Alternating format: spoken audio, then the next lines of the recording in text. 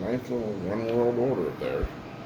And unless, our president somehow has a miracle, he's well in the way of putting it there. Now, as far as the galactic is concerned, well, supposedly we're already working with them, and it's being kept secret for them for some reason, because they don't think that the general public is really ready for it. Now, in some ways, I'd say they're probably right, considering that the financial situation should be gone. We don't need a financial world run. We need a world of cooperative, trade. I mean, no real financial, no money exactly. We do need some way to barter. I mean, barter is really the best way to do, because you're equal terms. You're not looking at all this interest and all the other bullshit. The big thing about what's going on in the world, that money is what they got to do before they can actually change it over to a different system is collapse the financial system. They have to. They have to collapse it. The Shemitah, the renewal of all debt through the destruction of all the existing institutions. Yep, exactly. And so what does that mean for everybody else? Like, we're basically facing what, like a nuclear Armageddon? Almost a nuclear winter, but financially. I really don't think it's going to end up in nuclear Armageddon right off. I really have a hard time believing they're actually going to play that card. It's a hard card to even consider, considering everyone on every side knows that the person who pulls that trigger ends the world, because everybody's going to pull their trigger at once. Yeah, well, That's truth. There's a lot of nukes being aimed at people right now. There'll be nobody left to actually say, "Hey, where's the society?" Supposedly, all these rats have underground bunkers to run to for when their decisions result in systemic policy failure. Well, rats always go into dark tunnels. I know they live in the sewers all the time. The big thing about rats are they are pretty social among themselves, but if they kill off everyone that generates what they need, then they've done themselves in. Yeah, exactly. Like their own small-minded notions of gain results in the tyranny of everybody else, who might just simply aspire to raise the consciousness of humanity. That's what they're most afraid of, is the consciousness of humanity actually realizing the truth and actually seeing through their lives. That's where they're the most afraid. That's why the internet exists. That's why we're doing YouTube podcasts. That's why you have constant bad news from the news, is to keep you distracted from what you really should be looking at. Yeah, no, they're talking about all different things. Now there's stupid documentaries coming out about this Jeffrey Dahmer individual, and now everybody's distracted with this Jeffrey Dahmer documentary, and I just think that's just another ploy. It's you remember when the Tiger King came out? The Tiger King came out right around the presidential election. And I think that there's multiple facets of subverting the domestic population. And it goes from everything from media to what you consume, to the people you hang out with, to the networks that you subscribe to in every way. Yeah. So it's you see this, you try to stop people, then you're called a conspiracy theorist and an extremist and everything else under the sun, because you're simply trying to raise the consciousness of people that at times I feel aren't ready to be made aware, wake up. Yeah. Wake up is really the way I look at it, because they are asleep. They're asleep behind the wheel. They're the ones swerving through traffic, freaking texting on their phone, type of sleep. They're not only asleep, they're snug as a bug in a rug as far as their convictions are concerned geopolitically. If they even know what their convictions really are.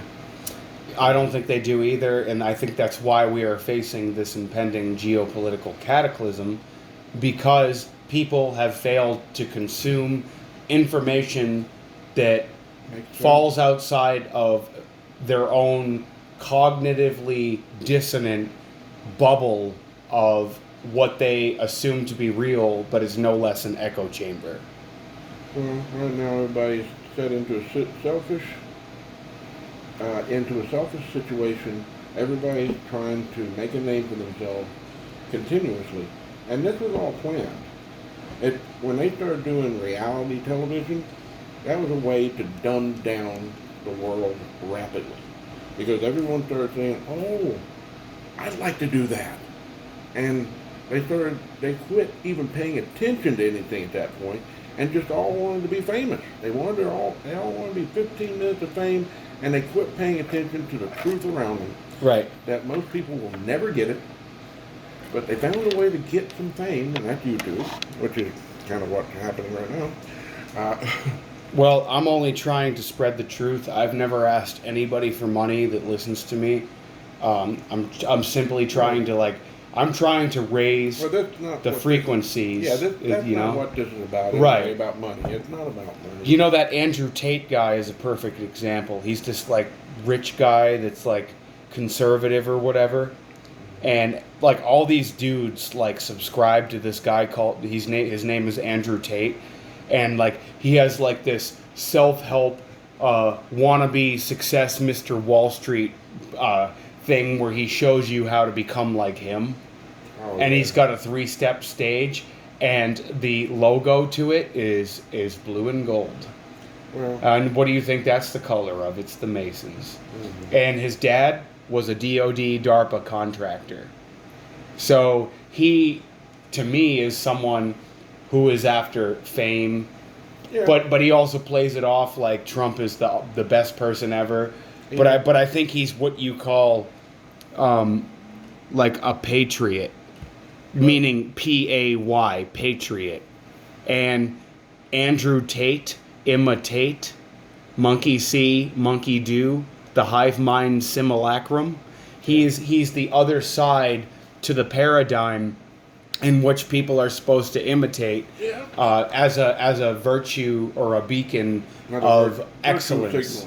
Yes. Yeah. He's a virtue signaler of financial excellence. But little do you know, he's the kind of guy whose dad did all this fucking sketchy stuff in the United States government military complex, and suddenly his kid's driving Lamborghinis around and telling people how to be successful.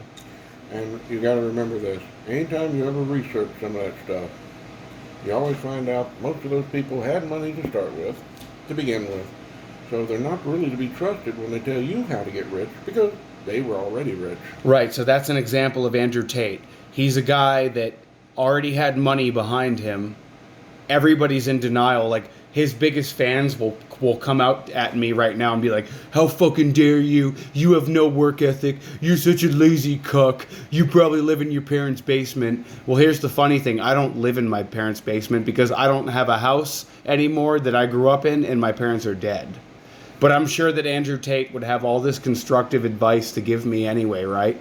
Because he's so fucking correct. And dude, all these little cuck alpha males worship Andrew Tate, when Andrew Tate probably had more advantages than any of the cucks that put together. And these cucks didn't have to be cucks. They could have been alphas on their own. But they looked at Andrew Tate and they think that's the beacon, that's the pinnacle of success in its image. If there was a pinnacle of success in this world, I would think of the working man, because he had nothing to start with, and all he'd done is fight his whole life trying to actually make some money. And sometimes he's ignoring the world around him just where he can actually function to make that money. And he's got a wife, he's got kids. He's the original American dad, not the one you see in a cartoon. He's the one that's trying his best, and he may not be doing a great job, but he's the damn straight truth of the matter when it comes to people who really are the patriots in this world. Yeah, so there's no more patriots, because unless you're a PAY patriot, being a patriot doesn't pay. And that's what it is, because being a patriot means spreading information, getting online, telling all these other rabid idiots that they're wrong, and Oh yeah, that's and not to cause division, but to raise awareness, because the truth is painful. The truth is painful, but it'll wake you up. It'll set you free. And all these people around you, they're deceptions from both sides. Whether it's a right-wing, muscular, macho man ideologue, to Bernie Sanders, to Stephen Colbert, to even people like Ron DeSantis. And now that's coming out. People are saying that Ron DeSantis was never the man that we said he was. He was part of Skull and Bones. He was a part of Yale. He's doing all kinds of shady stuff. That's an example. The both sides of the aisle have controlled opposition. Oh yeah, but I also had a theory about Ron DeSantis. Because we talked at one point. That he's playing behind the scenes? Well, I think they played him behind the scenes, in a way. Considering that, this come out just after the flood from the hurricane, and all this started coming out at that point. I think that our friendly president may have basically said, "Hey, you're not getting any money for your from Florida unless you play ball."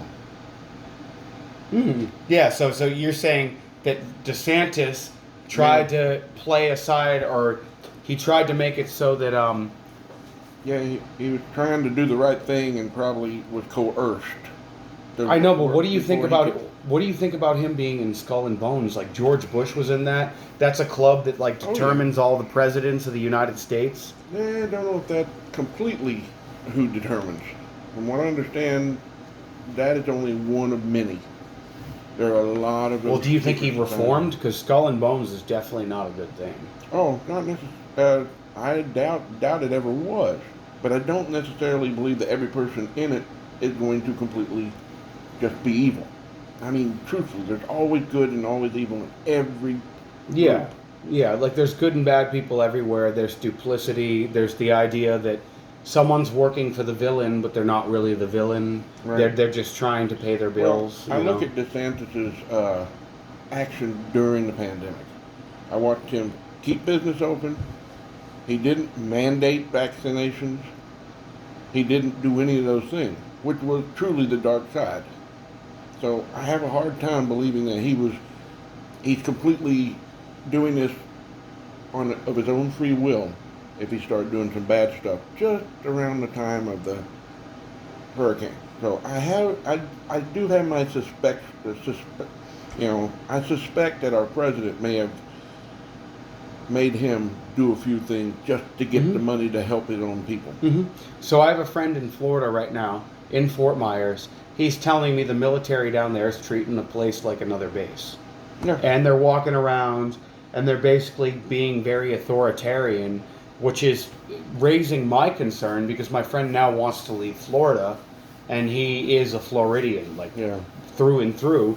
And they're saying the military's marching around, and I think this might be a push for more vaccinations. And then you got to think that this whole thing happened right before the midterms. Exactly. And I mean, nobody in their right mind would have said the best defense to get the hurricane is to get your vaccination. Exactly. So I think it's like freaking fuck. Well, you know that DeSantis signed legislation that authorized the National Guard to administer forced vaccinations and also quarantine camps. So, now it's happened because I have a feeling that Biden has everything to do with that. Well, the thing is, DeSantis, he looks good on the surface. He does all these pro-America things, stops CRT, stops pedophilia. He does all these things that represent redeeming qualities. But then when you really look into the guy and his resume, it doesn't sing a very nice tune. Yeah, and I don't. Sometimes it's kind of bad. Sometimes, even when you're trying to do good, people will force you to do bad. Yeah, and I'm wondering if he's within the blackmail ring. Yeah, that's what I'm suspecting. That's what happened. So you think he's probably done something in which he's compromised for? Of course. J. Edgar Hoover had all the information on all the congressmen and all the representatives in Washington at one point. What do you think makes people become so morally compromised? Like they like they go from being these normal people, and then they go and like they touch kids and they do all this weird stuff. Or he might have had an extramarital affair that he didn't want to actually have. You know, it doesn't always make it something so serious, but he wants to. He may have skeletons in the past that are not necessarily what we call horrendous, but they're bad enough to make him bow.